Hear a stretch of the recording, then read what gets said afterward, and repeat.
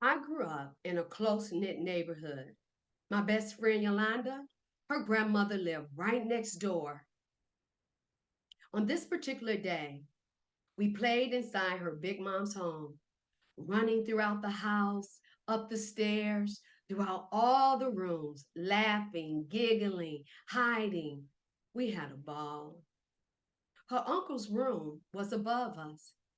I can hear him coming down the stairs. As he approached, Yolanda left. My heart started racing. I was scared. He tried to get me to go upstairs, but I refused. He gently pulled me toward him, sat down, and he did the unthinkable. After he finished, I ran home and entered through the back door where my mom and my cousin were cooking. My mom, "What's on your dress?" "Abbott." "What?" "Abbott." And Essie, "I don't believe Abbott would do that." "Yeah, I don't believe Abbott would do that either." "Yes, he did," I screamed. My mom told me to go upstairs and take off those dirty clothes. I needed my mom to believe me. I needed my mom to know Abbott did it. I wrote a book. My book is called Mommy, I Need You. It is about the sexual abuse I suffered at the age of 10 by a next door neighbor and how my mom didn't believe me, but how God, in his grace and power, helped me to triumph. So, how did I win? It started with my thoughts, and more precisely, it started with my distorted thoughts. What are distorted thoughts or cognitive distorted thoughts? Cognitive distortions are thoughts, patterns that twist our perception of reality, often lead us to adopt false or negative beliefs. Essentially, they are a mental filter that can distort truth, convincing us to accept misconceptions as reality. It can contribute to mental health challenges, depression, anxiety, and shame. So, what were some of my distorted thoughts? I'm not good enough. It's all my fault. No one will believe me, even if I'm telling the truth. God is angry with me. I should have known better. No one understands me. And the list goes on. Consider this. Research found that the average person has between 12,000 and 60,000 thoughts per day.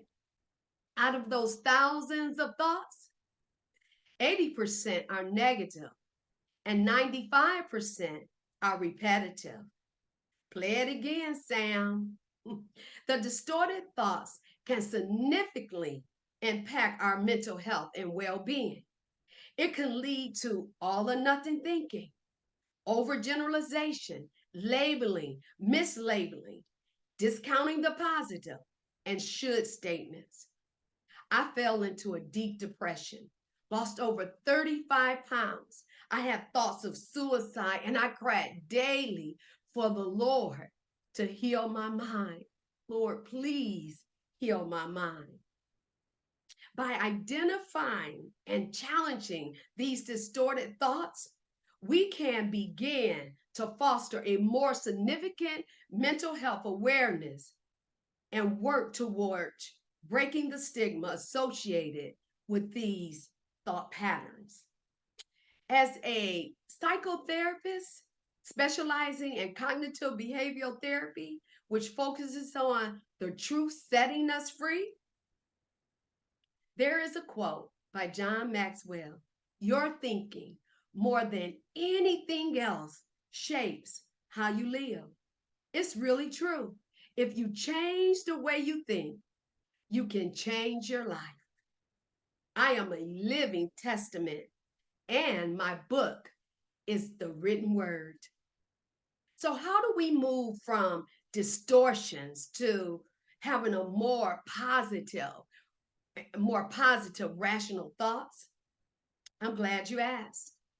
I've cultivated a transformative strategy that intertwines spiritual enrichment with professional expertise.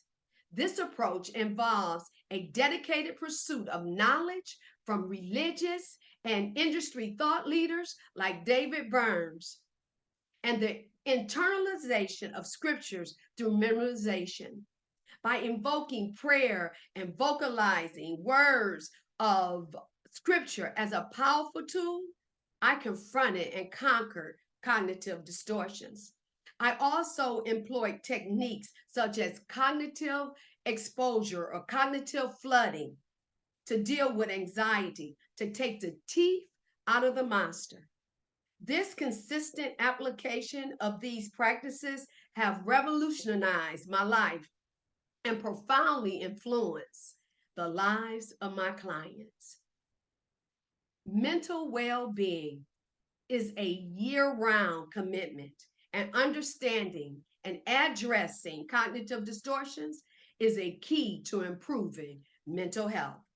I invite you to visit my website and grab a copy of my gift, The 15 Styles of Distorted Thinking, at reginachall.com. And you can also drop me a line if you are ready to change how you think and your life trajectory. God bless you, and God bless your hearts.